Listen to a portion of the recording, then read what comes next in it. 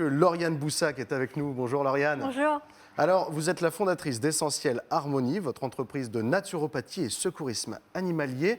Et la première question que je me pose, c'est, mais ça existe? En quoi ça consiste? Qu'est-ce que ça veut dire? Absolument. Eh bien, écoutez, c'est sur le même principe que les formations de secourisme pour les personnes, mais adaptées aux animaux, donc avec quelques petites différences, par exemple comme le coup de chaleur, l'envenimation par notamment les chenilles processionnaires ou autres. Tout ça, c'est des choses qu'on voit en formation. Comment traiter une fracture. Il y a plein de thèmes qui sont abordés. C'est une formation d'une journée. Et on voit également donc, les urgences vitales, l'étouffement, la perte de connaissance et notamment également le massage cardiaque. Et donc je fais tout ça sur un mannequin donc, qui est derrière en plastique en fait, pour simuler la résistance de la cage thoracique. C'est réaliste, c'est comme un vrai chien. Absolument. Tout à fait. Et c'est pour se rapprocher au plus de la résistance de la cage thoracique pour pouvoir avoir le bon geste et surtout la bonne pression pour remplacer un petit peu le rôle du cœur qui s'est arrêté. Mais au préalable, donc je montre et j'apprends à voilà, bien savoir si on est bien face à un arrêt cardio-respiratoire, parce que bien sûr, on ne masse pas un chien qui a encore le cœur qui bat, de même qu'une personne. Voilà. Là, vous parlez des massages cardiaques, mais en fait, vous couvrez plein de choses. Il y a aussi les fractures, les intoxications, il y a plein de choses. Voilà, les bandages, les plaies oculaires avec corps étranger, donc comment immobiliser un corps étranger. J'apprends également à faire le donut, ça il plaît toujours en formation. En fait, avec une bande, j'apprends à faire un rond que du coup on peut placer au niveau de l'œil si jamais il y a une plaie, enfin un corps étranger au niveau de l'œil, et du coup faire un bandage pour après derrière emmener l'animal chez le vétérinaire. Donc pareil avec des techniques de portage et d'évacuation pour pouvoir stabiliser au mieux l'état de l'animal jusqu'au moment où on peut l'emmener chez le vétérinaire, ou si le vétérinaire intervient, ça dépend, il y en a qui se déplacent, c'est pas toujours le cas, mais au moins on peut l'emmener et ça évite justement l'aggravation de l'état du chien et voilà, éventuellement un massage cardiaque jusqu'à ce que le vétérinaire prenne le relais. En clinique vétérinaire, on est le premier maillon de la chaîne.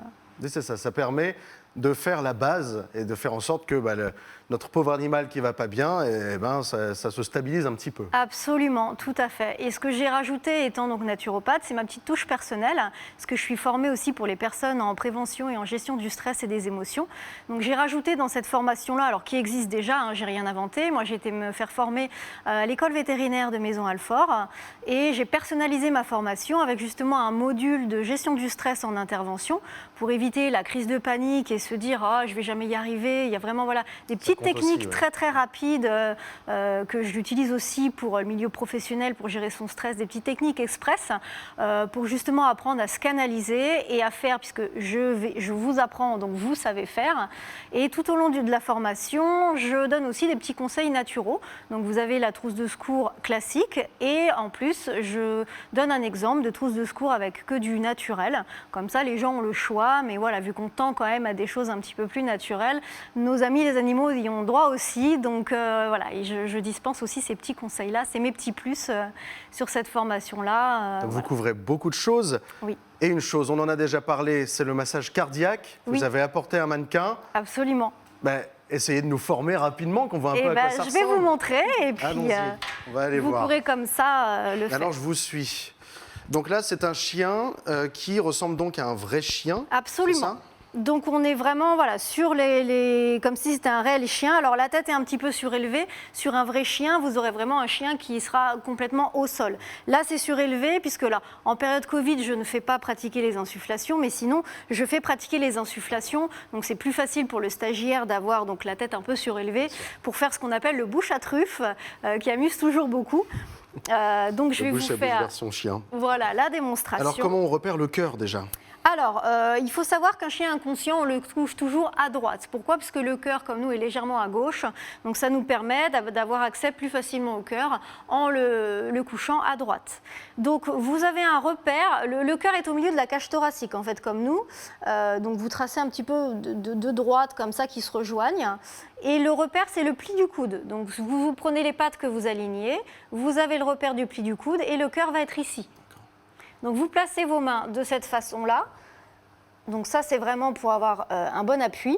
Donc vous mettez bien de cette façon-là, on verrouille bien les coudes. Il ne faut surtout pas masser comme ça. Il faut toujours faire ça par terre, donc sur un plan dur. Donc vous vous positionnez bien de cette façon. Alors au préalable, on a insufflé 2 Bien fois. sûr. Hein. Donc on insuffle. Je vais quand même vous faire le célèbre bouche à truffe quand même. Le bouche à truffe. Donc on ferme la gueule de l'animal et on insuffle. Donc vous soufflez plusieurs fois? On insuffle fois. 2 fois. Mhm.